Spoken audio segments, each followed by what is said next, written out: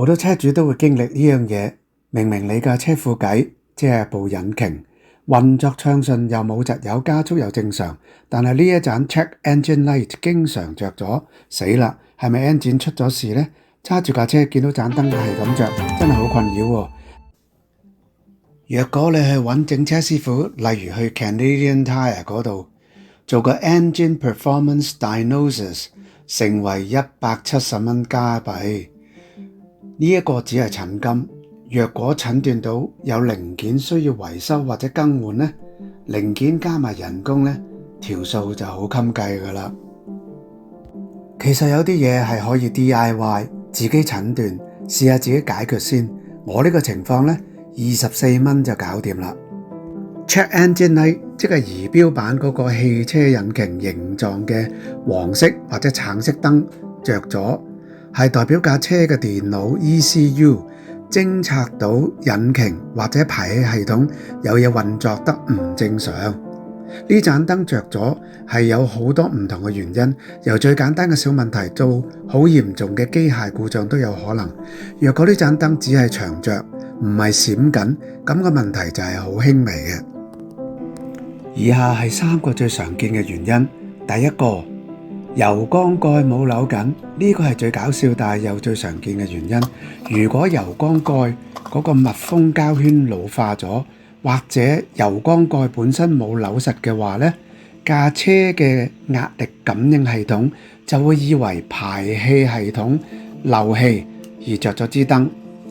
最簡單嘅方法就係 check 下你個油缸蓋有冇扭實啦。每一次入完油都要 make sure 佢要扭實嘅。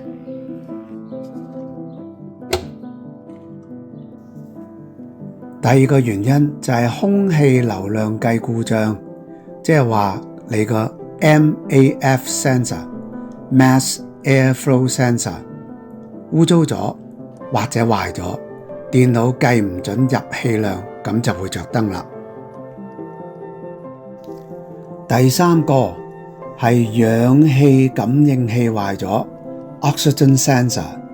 佢係負責偵察排氣入邊仲有幾多氧氣，如果佢壞咗，架車嘅燃油效率會變差，更加食油。我架車油缸蓋就已經扭緊咗啦，即係我唔係第一個原因啦。我而家呢應該係第2個原因啦，就係嗰個 MAF sensor 污糟咗。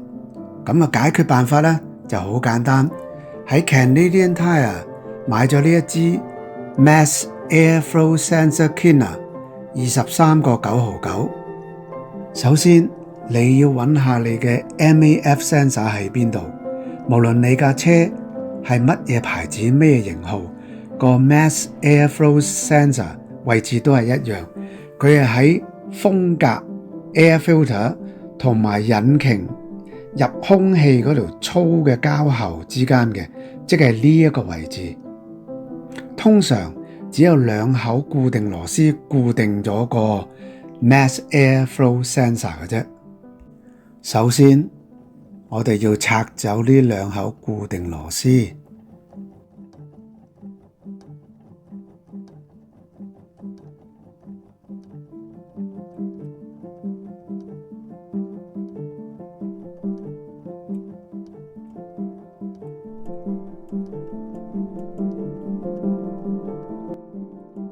撳低呢個 tab， 然後拉出呢個電線插，咁你就可以拔出整個 sensor 啦。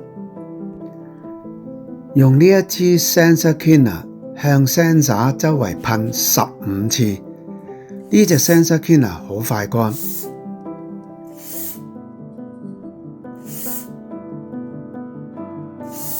要 check 下個 sensor 呢個 gasket 呢個膠圈究竟有冇老化，因為如果老化咗呢，佢呢就有罅縫，有罅縫呢就會漏氣嘅。首先要裝翻個電線插先，個電線插插入去嘅時候呢，聽到 quick 一聲呢，就即係 OK 啦。清潔咗呢個 sensor， 又檢查咗個膠圈冇嘢嘅話呢，我哋就要安裝翻原位啦。然後就裝返呢兩口固定螺絲，收緊佢哋就 OK 噶啦。由於架車副電腦存在咗 check engine 警示呢一個記憶，我哋係需要 reset 一次嘅，令到個電腦個 ECU 抹走咗呢一個錯誤嘅記憶。要 reset 部車嘅 ECU 嘅錯誤記憶呢，首先要拆走電池頭。左手邊呢一個有蓋冚住寫明一個加號嘅係正極，右手邊呢一個先至係負極。拆走負極電池頭，然後耐心等待15分鐘。而家開始計時啦。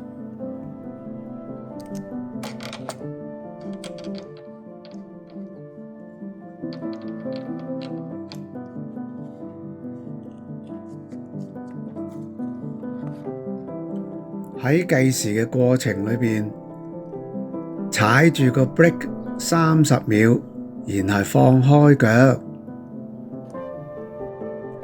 15分鐘咁快就過咗去啦。將個負極電池頭裝返上去個電池度先。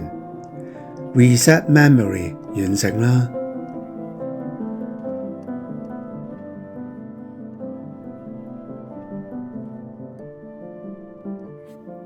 而家試下撻車先。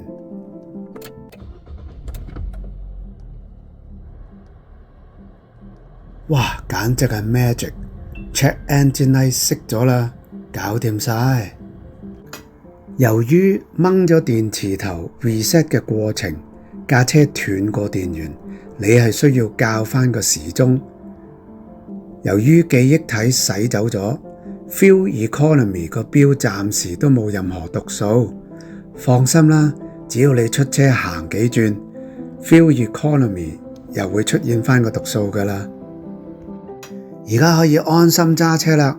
過咗一排，如果 Check Engine Light 冇再出現長着嘅話，就證明你已經 DIY 整好架車，成功咗啦！